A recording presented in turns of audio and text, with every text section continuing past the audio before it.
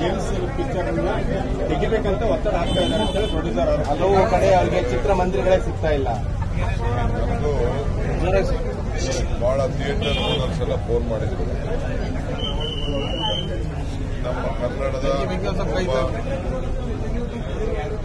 ಖ್ಯಾತ ನಟ, ಒಬ್ಬ ಆತ್ಮೀಯ, ಬಹುಶಃ ದೇಶದ ಇತಿಹಾಸದಲ್ಲಿ ಅಷ್ಟು ಜನ ಗೌರವವನ್ನು ಅವ್ರ ಕೊನೆ ಸಿನಿಮಾ. ಬಿಜೆಪಿಯವರಿಗೆ ಮಾನವೀಯತೆ ಇರಬೇಕು. ಬಿಜೆಪಿಯವರಿಗೆ ಮಾನವೀಯತೆ ನಮಗೆ ಕಾಣ್ತಾ ಇದೆ. ಎಲ್ಲ MLAಗಳು, ಮಿನಿಸ್ಟರ್ಗಳು ಬೆಂಗಳೂರು ಸಿಟಿಲಿರೋರು ಫೋನ್ ಮಾಡಿ ಥಿಯೇಟರ್ನ ಖಾಲಿ ಮಾಡಿ ಅಂತೇಳಿ ಗಲಾಟೆ ಮಾಡಿದ್ದಾರೆ. ಸರ್ಕಾರನೂ ಅದಕ್ಕೆ ತುಂಬ ಕೊಟ್ಟಿದೆ. ಥಿಯೇಟರ್ ಮಾಲೀಕರು ನನಗೆ ಫೋನ್ ಮಾಡಿ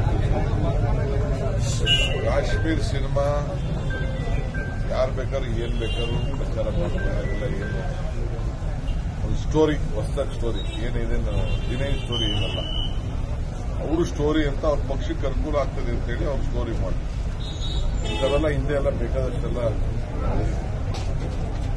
ಮಹಾತ್ಮ ಗಾಂಧಿ ಸ್ಟೋರಿ ಕಿನ್ನಬೇಕಾ?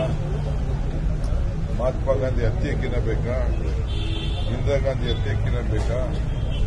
ಬೇಕಾದಷ್ಟು ಸ್ಟೋರಿ ಏನ್ ಬೇಕಾದ್ರೂ ನಾವು ಕ್ರಿಯೇಟ್ ಮಾಡಬಹುದು, ವಾಸ್ತವಾಂಶ ಬಿಟ್ಟು.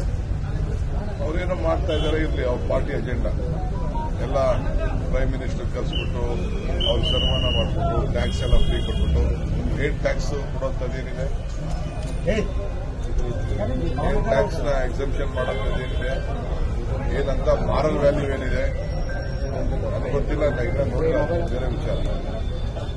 ಅವರು ಏನೋ ಒಂದು ಅವ್ರ ಪಕ್ಷಕ್ಕೆ ಏನೋ ನಮ್ಮ ಎಲ್ಲರನ್ನೂ ಕೂಡ ವಿರೋಧಿಗಳು ಅನ್ನೋ ದೃಷ್ಟಿಯಿಂದ ಅವರು ಪ್ರಯತ್ನ ಮಾಡ್ತಾರೆ.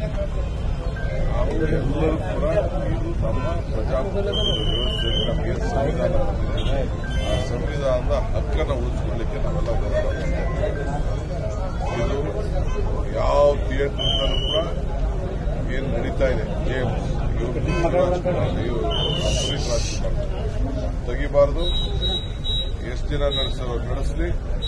ಇದು ಖಂಡನೆಯ. ಮುಖ್ಯಮಂತ್ರಿಗಳು ಏನು ಒಬ್ಬ ಶಿವರಾಜ್ ಕುಮಾರ್ ನಮ್ಮ ಮೇಕೆದಾಟು ಕಾರ್ಯಕ್ರಮ ಬರೆದಕ್ಕೆ ಫೋನ್ ಮಾಡಿಸ್ಬಿಟ್ರು. ಅವ್ರು ಯಾರು ಹೇಳಿದ್ರು ಹೋಗಬೇಡಿ, ಅದಕ್ಕೆ ನಾವು ನಿಮ್ದು ರೆಕಮೆಂಡ್ ಮಾಡ್ಬಿಟ್ಟಿದ್ದೀವಿ. ಇರಲಿ, ಪರವಾಗಿಲ್ಲ, ಯಾರು ಬರ್ತಾರೋ ಬಿಡ್ತಾರೋ ನಾಡಿನ